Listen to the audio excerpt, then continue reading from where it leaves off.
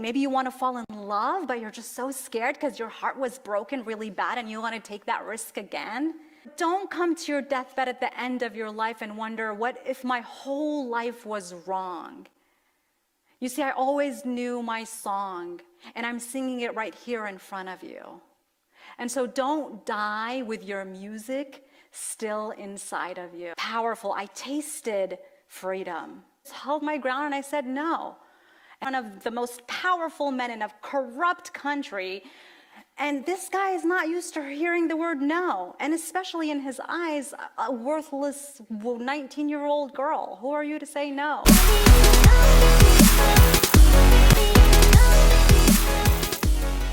Hello, everybody. I am so honored to be here. I have been looking forward to this. I have been looking forward to meeting you, each and every one of you. Yes, you, and you, and you. And so I'm so happy to be here. It opens my heart when I see women coming together to inspire each other, to elevate each other, to support each other. It is my mission in life to help women thrive. Why? Because we're all going to be better off as a society, both men and women, with half of the population well represented in leading the way. And so I want to start this speech with a gratitude meditation, because I feel this experience really deserves that. I'm really, really grateful to be here with you today. And so go ahead and uncross your legs if they're crossed. And if you took my training, you're now a professional meditator. And don't worry, it's just a few minutes. It's like 2 or 3 minutes. It's going to be the shortest meditation in meditation history. Feet are flat and even on the earth, just kind of feeling that grounded, feeling rooted. Spine nice and long, hands on the thighs or wherever feels comfortable. Gently close your eyes. Take a full inhale through the nose. Send the breath all the way down to the belly. And then open your mouth, exhale. We're going to do 2 more just like that. Full inhale, inflate the cavity of the torso. And then when you're full, open your mouth and just get empty. Release, let go. Beautiful. Last one, full inhale. And then a long exhale out. And now bring your awareness to the center of your chest and a little bit to the left, connecting with your beautiful heart, that beating heart of yours. Tune in, tap in. How often do you think of your heart? And I want you to bring to your awareness one thing you're grateful for. Trust the first thing that comes to mind. It could be a loved one, it could be a pet, it could be an experience you just had, something you bought, or a beautiful sunrise. Whatever it is, feel it in your heart. And silently say, I am grateful for, and fill in the blank. Say it slowly. Let it land in your heart. Let it sink in. Maybe bringing a smile to your face, a smile to your heart. And if you're grateful for a person, see them. See them in your mind's eye. Imagine them receiving this gratitude from you. Now release this affirmation and trust that it landed and it was received. Take a full inhale through the nose. Open your mouth. Exhale. And blink the eyes open. You've completely changed your chemistry. You've completely shifted and elevated your energy to a higher vibration in just 3 minutes. How many of you wake up in the morning and you feel that yucky feeling, another day, I can barely get out of bed? How many of you with a raised hand? Don't be shy. So I just shared with you my first tool. Practice this gratitude meditation. That research has shown that you cannot be grateful and fearful or overwhelmed at the same time. Those two emotions cannot coexist at the same time. Write it down if you need to. It only took 2 minutes. When you focus on what you have versus what you don't have, guess what? What you focus on grows. What you pay attention on expands. Keep watering this seed until it grows and it grows and it grows, and it becomes this beautiful garden that is your life. And so let me tell you about a time. Let me tell you about a time when I was enslaved. I had to wear a black veil from head to toe, cover up what is called the burqa. I was bought and sold like a sheep. I was forced into arranged marriage, not once, but twice. I remember the day when my father came and gave me a picture of a person, a man, and he told me, this is going to be your husband. I already made a deal. They paid a dowry, $10,000. In Yemen, that's a lot of money, especially back then. You can buy a house and a really nice one. And so the deal was done. And I remember looking at that picture, and I threw it away, and I thought, this can't be it. This can't be my love story. I'm a hopeless romantic. You see, my father was a diplomat. So that I was so fortunate because I grew up traveling around the world. I was born in Moscow, and we lived in Rome and Italy, and I lived here in DC. And that's when my love story with America started, and it never ended, and that's why I'm still here. And so I saw, and this is a privilege that not a lot of women in Yemen and where I came from have. I saw what life is outside of Yemen. I saw what was possible. And so when I had to move back and they were like, this is your husband, I'm like, I grew up watching Saved by the Bell and Full House, and you're just going to tell me this is the guy and I have to cover up and I have to cook and clean and have his babies and he can marry 3 other sister wives and we all just live happily ever after? This is it. And so I cried, I kicked, I screamed, no one cared. The women in my family just said, oh, you know what, we all were married this way. We met our husband on our wedding day. And you know what, it's not love in first sight, but eventually, you ended up, working it out. You want to have kids right away. It increases your value, especially if you have a boy. And so my wedding dress was bought for me. My wedding wardrobe was bought for me. The ballroom where the wedding is going to be was reserved for me. Wedding band, food, catering, everything was planned on my behalf. No one asks me what I want to do. And so I walk down the aisle, the wedding band is singing, people are eating and dancing, the flower girls are walking in front of me, and I'm sobbing. And the makeup is like smearing down my poofy white dress with the big tail behind me. And no one is paying attention because it's not the first time that they've seen that scene. And so the wedding is over. We're back at his house. It's our wedding night. And, I was 19 years old at the time, but really mentally, I was 9 or 10 years old. I had 0 sex education. I didn't know what it was. We didn't have internet. All the movies were monitored. They were censored. There's not even a kissing scene. I have no idea what's happening there. And so all of a sudden, I'm with this man that I don't know, and I'm supposed to be a wife. How am I going to do that? No one told us anything at school or at home. They just told us, be a good wife, obey your husband, perform your wifely duties unquestionably. That's it. That's all I knew.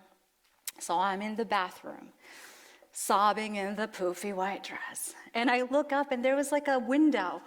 And I started thinking about that movie with Julia Roberts, Runaway Bride. You know that movie? Remember the first scene when she's with the poofy dress and she's running away? I was like, what if I do that? What if I climb out of the window and just run in my wedding dress? And I fantasized about that for a moment. And then I turned to the mirror in front of me above the bathroom sink. And I realized that this is not a Hollywood movie, this is real life, and I'm in Yemen. Where am I gonna go?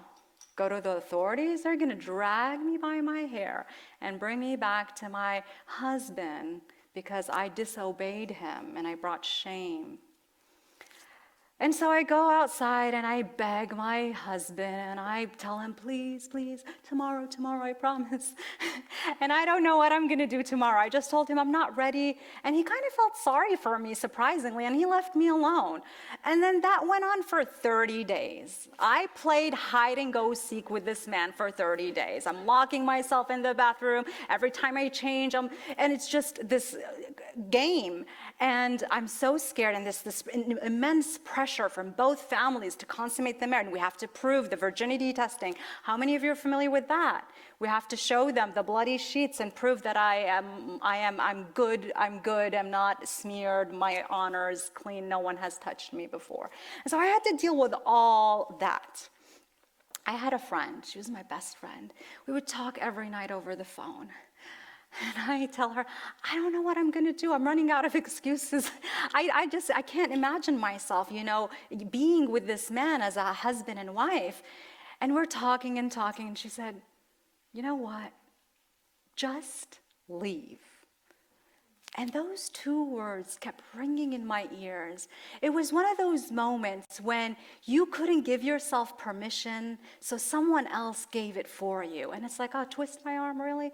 Like, just leave? And I was like, just leave? I kept repeating it in my head. What do you mean, just leave? And she said, take your suitcase, put all your bridal clothes in the suitcase, zipper it up, take a cab, and go back to your parents' house.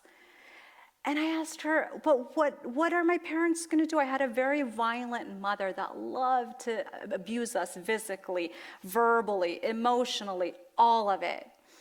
And there's this society pressure. It's unheard of. You get married, you get married. There's no, divorce is a very shameful thing. And so what am I gonna do 30 days and I come back and I'm like, I'm done and I didn't even consummate the marriage and I want a divorce? It's unheard of. And we were both just quiet over the phone. We didn't have an answer. We didn't have a solution.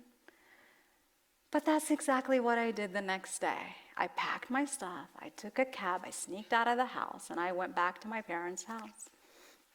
I told my mom what I did. She was outraged. She was like, you brought shame to the family. Who's gonna marry your sisters now after you've done this? You've ruined their reputation. You broke your dad. He can't even look people in the eye. You're gonna be locked up in your room in solitary confinement so people forget about what you did, the horrific thing that you did. And that's what happened. I went and I got locked up in my room. Nothing, no cell phone, no TV, no nothing. I remember a year after I'm locked up, I opened the door and I see my little sister. We live in the same house. The last time I saw her, she was 9 months old. She was crawling. And now she was walking around. I was like, what, my sister? It's been that long? And so during that year, there was these negotiations between the men of the family. They're trying to get me back, to go back to my husband. And so all these men from my family and his family, like 20, 30 men, they come to kind of threaten me. They call it convince me to go back. And, I didn't have any role models. I didn't have any women to look up to. I had zero support. I didn't have even like TV to look up to. There was no Oprah, there was nothing. It was just me. It was like, and then that moment when I packed my stuff and left was the first time in my life that I felt what I was capable of, and I felt kind of powerful. I tasted freedom, and it just changed me forever. And so I'm standing there, this 19-year-old girl. By the way, my future husband, his father was the prime minister of our country.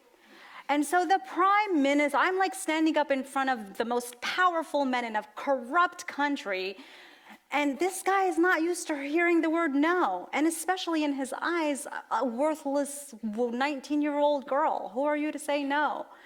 And so what he does, he sends his direct report, the foreign minister, my father's boss, to deliver a message. that if I were to return to the husband, my father would be sent to the United States as on a diplomatic mission and be, the ambassador of Yemen in Washington, D.C., the hottest ticket in diplomacy town. And I stood there with my brave little heart, and I said, no, this is your mess. You clean it up. I didn't want this marriage. You figure it out. And I didn't. I just held my ground, and I said no. And I don't know where that came from, but I just said, no, I'm not going to do it. What's going to happen? I'm just not going to do it. I'm already locked up for a year. And so it's like, I have nothing to lose. I'm just going to say no. And I said, I want a divorce. And I got a divorce. And my dad didn't get that promotion. And I wish I could tell you that that was the end and that was beautiful and everything was great after that. That was my first marriage. There was a second marriage. That was even more horrific. But we don't have time to talk about that today. And so, my father was at the end of his career. He was supposed to retire, so we stopped traveling. And then after my second marriage, the second husband was extremely violent. He put a machine gun on my head. He put a big sword underneath my neck, confessed. He was very jealous. And I ran back to my parents' house literally 30 days on the dot. I don't know what it's about those 30, that's my limit. And I went back to my parents' house, but this time it was different because he was very violent. He would come to my parents' house and start just shooting to my bedroom window. So he put everybody in danger, not just my family, but even like the whole neighborhood was complaining. He would just do it like a drive-by. He had people chasing me. He said, I'll burn your face with acid if I see you walking out the door. You're mine and no one is gonna take you from me. All those crazy ideas. And so, again, I call this divine intervention because, as I mentioned, my father was supposed to retire, and somehow he got one more diplomatic assignment to go to Romania. And he said, you know what, this is getting out of control. I'm going to go to Romania, and I'll take you with me. And no one else wanted to go with him. My mom didn't want to go with him. My sisters didn't want to go with him. So I just went with him, and we went to Bucharest, Romania. And that's when things started to light up for me. I started going to college because I wasn't doing anything. I was just being bought and sold and getting married and being locked up. And so I went to school. I went to business school. I still had a curfew, even though I was in my 20s. If I had a late class that starts at 8 p.m., I'm not allowed to go to that class. I skip it. I miss it. And it was Romania, and it was college, and they really know how to party. There was like fireworks just because it's a Saturday. And I go to college the next day, and I'm hearing all these fun parties and all, and I'm just like, yeah, I go to bed at 8, and I have a curfew, and I can't go anywhere. But still, for me, that was heaven. I'm going to college? What? In Europe? I was living it up. I was so happy. And then the 4 years were over. Usually it's a 4-year assignment. And it was time to go back to Yemen, and this time for good. My dad was retiring. And I knew that if I went back, that somebody's gonna kill me or I would kill myself. I just could not go back to that, especially after seeing, what life kind of could be like. And so I noticed that my classmates were starting to apply for graduate school to come here to the United States. And I was like, this is it. This is my ticket to freedom. I started applying for all these graduate schools in America. And it was really hard because there were so many requirements to meet, and I wasn't prepared for it. But I took a whole year, and I was on a mission. I did everything they wanted me to do. I lied a million lies to my dad because people in Yemen don't send their daughters to America to go to graduate school. It's just not how it works. So I had to get creative. I was like, just let me go. It's 18 months. It's a program. I promise you I'll be back. I wasn't going to go back. I was like, look, I don't want your money. You don't have to pay. I'll get a scholarship. I'll figure. All I want from you is to say yes. Just let me go. And he said yes. And I left. And I came, and I remember landing. I was San Francisco airport, and I put my feet on the ground, and I was like, what? For the first time in my life, I can go wherever I want, I can wear whatever I want, I can do and be whoever I want. It was an incredible feeling. And I wish I could tell you that I came here and again, I just soared, I spread my wings and I flew. It wasn't like that. You see, I left Yemen, but Yemen didn't leave me. There was a lot of healing for me to do. And I talked about the subconscious mind in my, the high performance mind training. So all my life, I was told that I was worthless. And I'm using these words very kindly. My mom wasn't as this eloquent. She would use horrific words and step on me while I'm in a fetal position just to show me what I'm worth. And so I put those like 50-pound dumbbells in my backpack and I strapped that backpack around me and I came here to America carrying all that stuff. So I had to learn how to breathe first. I had to give myself permission to breathe, to feel that I'm worthy of taking a breath. I had to crawl first. And I had to kind of wobble into a stand and then make that stand into a walk, just one foot in front of the other. And I turned that walk into a run. And I turned that run into a fly. And it wasn't overnight. It was a journey, and it still is a journey without a destination. You know, we're here to grow and evolve. If you're not growing, you're dying. That's just the law of nature, just like the trees, just like everything else. And so for me, I went to therapy. I was really working hard on myself, and I had a great therapist, and she was like, you know what? You should go to yoga. It's good for you. And I was living in Santa Monica in California, and if you know that, Santa Monica is the yoga mecca of the world. So I step out of my apartment, and I see a line around the block, and I see it every single day, multiple times a day. And I thought it was a soup kitchen. I didn't know what's happening here. What is going on? And one day I decided to stop, and I asked them, hey, guys, what's up? Why are you here in line? They were like, it's yoga. There's this guy, this teacher. His name is Brian Guest. He's amazing. And I was like, you know, I heard yoga's good for you. Is it hard? I never worked out in my life. I can't even explain it. You have to try it. It's for everybody. You just go in and you'll see.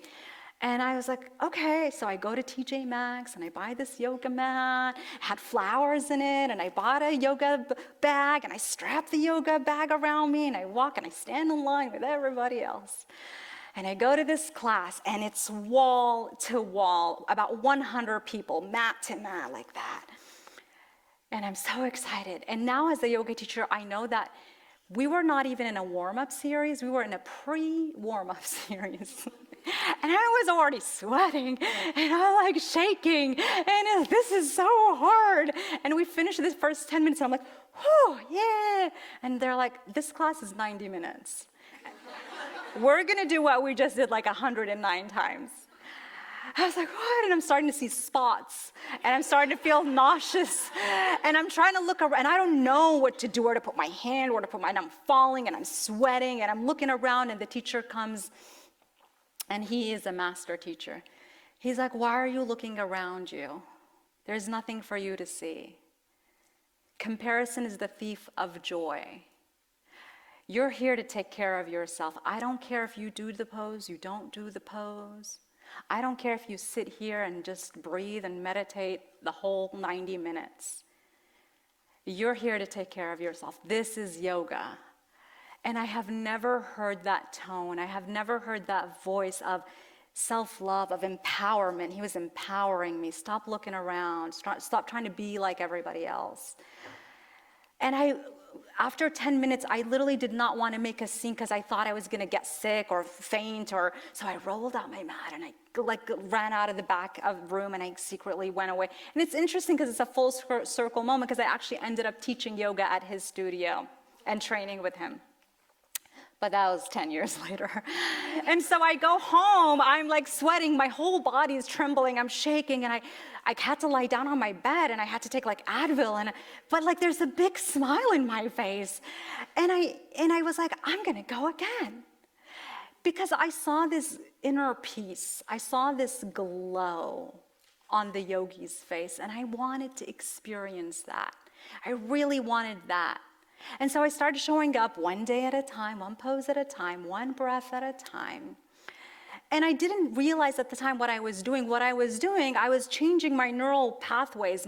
I went there to be healthy and be fit and do all the beautiful poses, and it ended up being a whole different ballgame. You see, when I was a kid at my parents' house and there was a challenge, I mess up, I spill something, I was brutally punished. And so that's a trauma, and I was living in fear. And so when I was in the yoga class, the yoga practice, the poses and the sweating were a challenge for me, and I was messing up the whole time. And the authority figure in the yoga class is the teacher.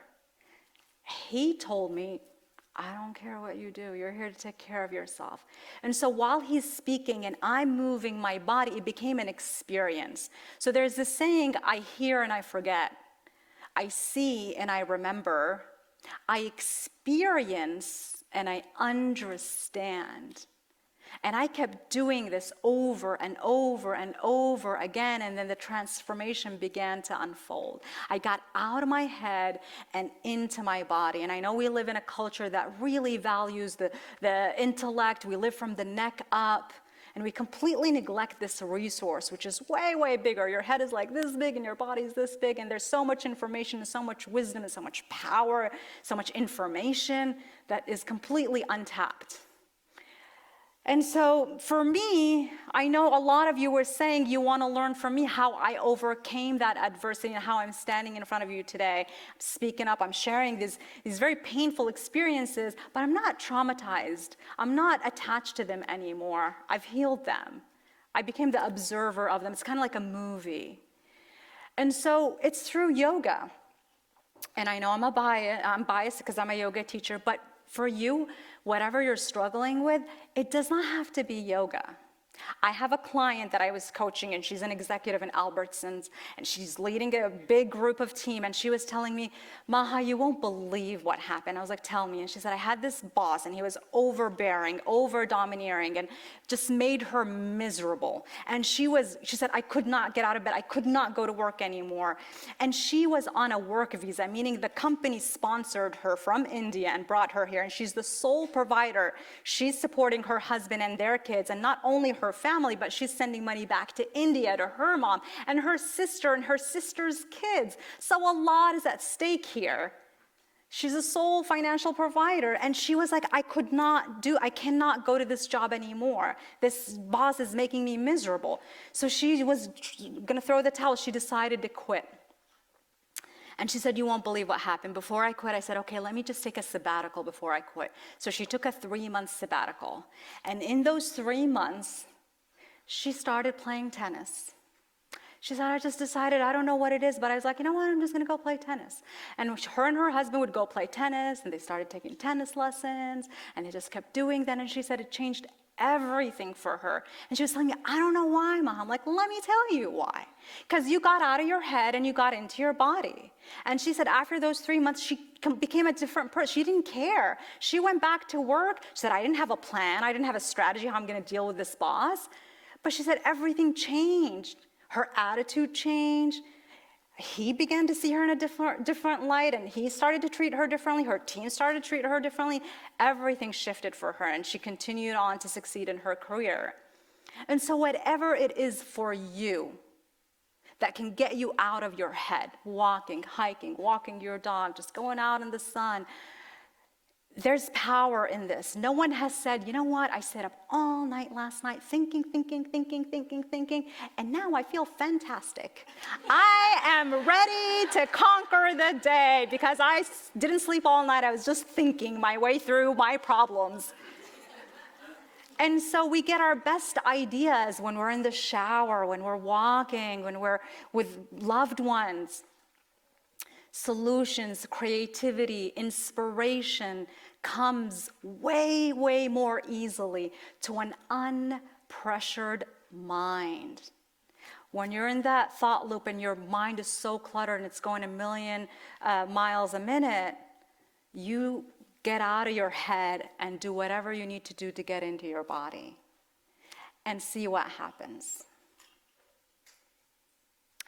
And so I want to end with this. You see, Albert Einstein said, imagination. He talks about imagination. And he said somehow we live in a society that values, he calls it the thinking mind, which he calls it the slave, and forgot about the master, which is the imagination. What got me here in front of you today was not my intellect, was not thinking. What got me here today was my dreams, was my imagination, was the movies that I watched, were the songs that I heard, the books that I read. I was always a dreamer. And at school, I was always punished for that because I'm not paying attention. I'm like dreaming, I'm out there. But that's what got me here. And so Dr. Wayne Dyer talks about that we all have a song inside of us. We all have music inside of us, a song. We walk to the beat of our own drum. And so I know you and you and you all have a song inside of you. You have a book you want to write. You have a business you want to start. I mean, maybe you want to travel. Maybe you want to just buy a farm and raise animals. I mean, it could be anything. Maybe you want to fall in love, but you're just so scared because your heart was broken really bad and you want to take that risk again. But don't come to your deathbed at the end of your life and wonder, what if my whole life was wrong? You see, I always knew my song, and I'm singing it right here in front of you. And so don't die with your music still inside of you. That's it.